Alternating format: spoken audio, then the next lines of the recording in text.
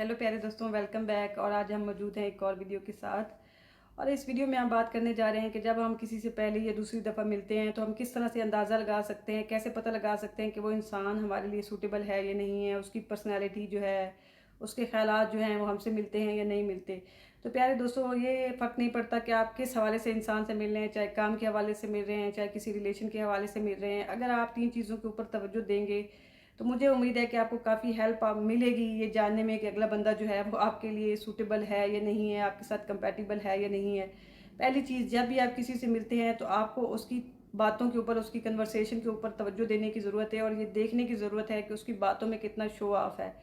प्यारे दोस्तों, show off से मतलब मेरा ये है कि जब भी कोई आपके सामने आता है तो वो किस तरह की बातें करता है। ये नहीं कि अगर कोई इंसान आपसे मिलने आया है और पहली दफ़ा ब्रांडेड कपड़े पहन के आ गया है या दूसरी दफ़ा तो आप कहें कि वो शो ऑफ कर रहा है। नहीं, ये हमारी नॉर्मल ख्वाहिश होती है कि जब भी हम किसी से मिलते हैं तो हम एक्साइटेड होते हैं और हम सोचते हैं कि अगले बंदे के ऊपर जो है हमारा इंप्रेशन अच्छा पड़े, तो हम अच्छे से तैयार होकर जाते हैं।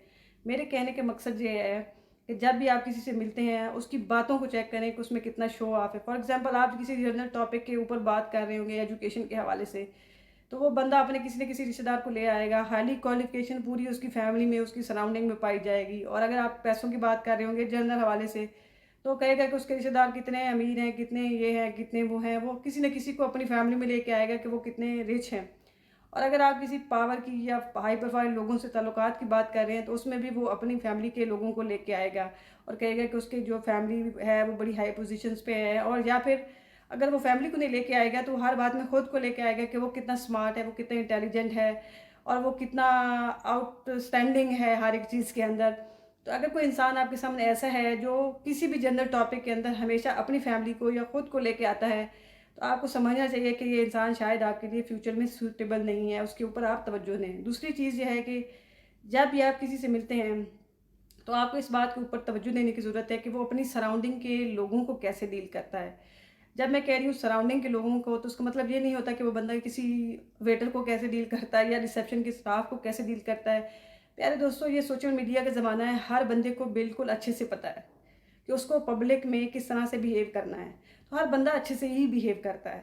आपको ये देखने की ज़रूरत है कि वो अपने क्लोज़ रिलेशन से कैसे डील करता है। फॉर एग्ज़ाम्पल, अगर वो जॉब करता है या करती है तो वो अपने कुलीग से कैसे डील करती है या अपने रिश्तेदारों से कैसे डील करता है, जो उसके क्लोज़ कज़िन्स हैं, या दोस्तों से कैसे डील करता है। इस बात के ऊपर तवज्जो देने की ज़रूरत है। अगर वो इंसान आपसे ये कहे कि उसके सारे कुलीग्स जो हैं, जो उससे तकरीबन सेम डेज़िग्नेशन के हिसाब से हैं, थोड़ा ऊपर या नीचे, अगर वो कहे कि वो सारे बेकार हैं, वो कुछ भी नहीं करते और उनको वो जगह बस ऐसे ही मिल गई हुई है और वो अकेला इंसान है जो काम जानता है या करता है या करती है, या उसके जो भी दोस्त हैं वो भी बिल्कुल बेकार हैं, किसी काम के नहीं, वो अकेला ही काम का इंसान है, वो अकेला ही अच्छा इंसान है, तो आपको उसके ऊपर तवज्जो देने की ज़रूरत है कि क्योंकि इंसान जो है वो बताएगा कि वो अपने इक्वल लोगों को कैसे डील करता है। और चूँकि आप उसके लोगों से नहीं मिल रहे लेकिन वो उनके बारे में कन्वर्सेशन कर रहा है, तो आप उसके ऊपर तवज्जो दें। अगर वो ऐसा है, तो वो ऐसे लोग बात कर रहा है, उसको नेगेटिविटी ज़्यादा है, तो आपको तवज्जो देने की ज़रूरत है, क्योंकि ये इंसान शायद मुझ फ्यूचर में आपको टफ़ देने टाइम देगा, इसलिए आप एहतियात करें। तीसरी जो चीज़ है वो बहुत कॉमन है तकरीबन, वो ये है कि हर बंदा जो है मोबाइल फ़ोन यूज़ करता है। आपने देखना है कि वो इंसान कितना मोबाइल फ़ोन यूज़ करता है।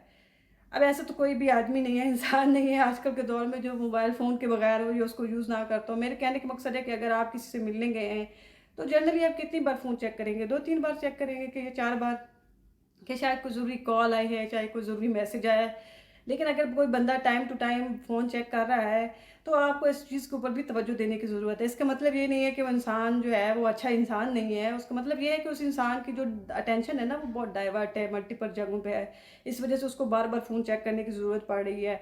और अगर किसी इंसान का माइंड जो है वो इतना ज़्यादा डिस्टर्ब है कि वो आपके साथ प्रेज़ेंट है लेकिन वो बार-बार फ़ोन चेक कर रहा है, तो मतलब ये कि उसकी ये टेंडेंसी जो है उसके माइंड की स्विचिंग करने की एक जगह से दूसरी जगह पे, वो बहुत कॉमन है। तो आपको उस इंसान से अवॉइड करने की ज़रूरत है।